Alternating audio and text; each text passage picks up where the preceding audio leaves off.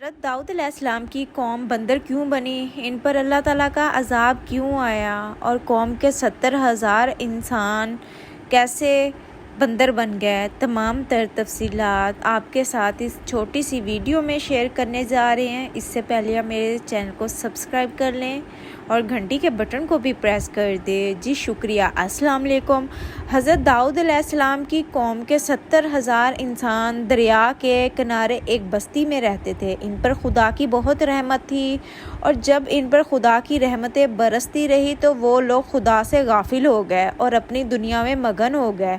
अल्लाह ने हज़रत दाऊद अलैहिस्सलाम की कौम पर हफ्ते के दिन का अदब लाजमी करार दे दिया और हुक्म दिया कि एतवार से जुमे तक मछलियाँ पकड़नी है, मगर हफ्ते को कोई मछली नहीं पकड़ेगा।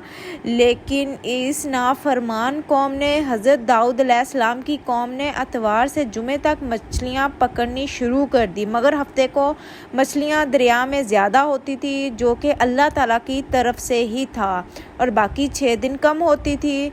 इन्होंने हफ्ते के दिन जब भी हज़रत दाऊद अलैहिस्सलाम की कौम दरिया के पास आती तो इन्हें ये मछलियाँ ज़्यादा देखकर इनका दिल बेईमान हो जाता। एक दिन ऐसा हुआ कि इनके पास एक शैतान आया। शैतान ने इनको लालच दिया एक आदमी को कि ऐसा करो कि तुम हफ्ते के दिन मछलियाँ पकड़ो, लेकिन हफ्ते के दिन एक छोटे छोटे खोल बनाकर उनमें मछलियाँ लगाओ और वो मछलियाँ उनके ज़रिए पानी में आ जाएंगी। इस तरह तुम उनको पकड़ के अपने पास रख सकते हो, इससे तुम लोगों पर गुनाह भी नहीं होगा। और इन लोगों ने ऐसे ही किया, छोटे छोटे हौज़ घर तक बना लिए और इस हौज़ का दरिया तक रास्ता बना दिया और हफ्ते को मछलियाँ जब इन हौज़ और जाल में आ जाती तो वो पकड़ कर खा लेते।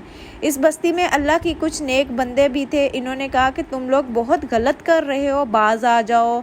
जैसा कि कौम लूत पर अजाब आया था इसी तरह तुम भी इस पकड़ में आ जाओगे। लेकिन ये नाफरमान कौम ये बात को ना समझ सकी, लेकिन उन्होंने इस बात को हंसी मजाक में टाल दिया और कहने लगे हमारी जो मर्ज़ी हम करें, तुम्हें क्या है इससे। इस बस्ती में 3 किस्म के गिरोह थे। एक वो जो इस गुनाह की कर रहे थे और दूसरे वो जो इनकी इस्तलाह कर रहे थे और तीसरे वो जो अल्लाह ताला से डरते थे।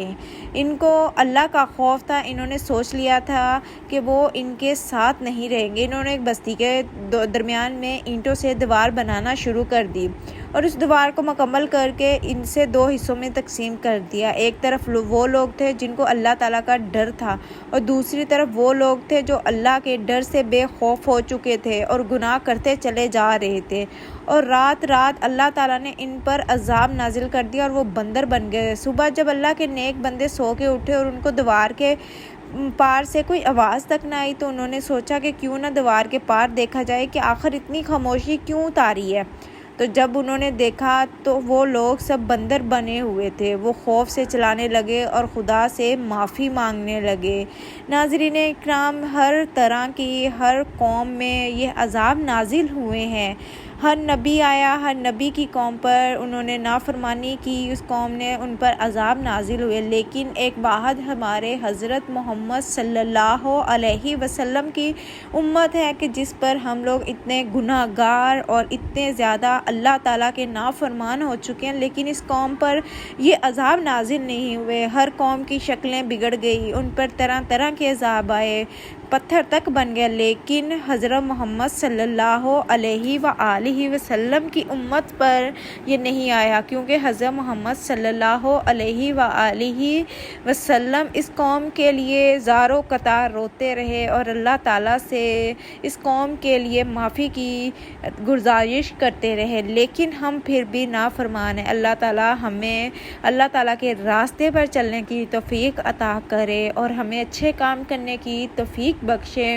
तमाम मुसलमानों से गुजारिश है जो मेरी वीडियो को देख रहे हैं, प्लीज़ भाइयों और बहनों मेरे इस चैनल को सब्सक्राइब करो और घंटी के बटन को भी प्रेस कर दो। आप लोगों का बहुत बहुत शुक्रिया। खुदा हाफिज़। अल्लाह पाक आप सबको अपने हिफ्ज़ो अमान में रखे।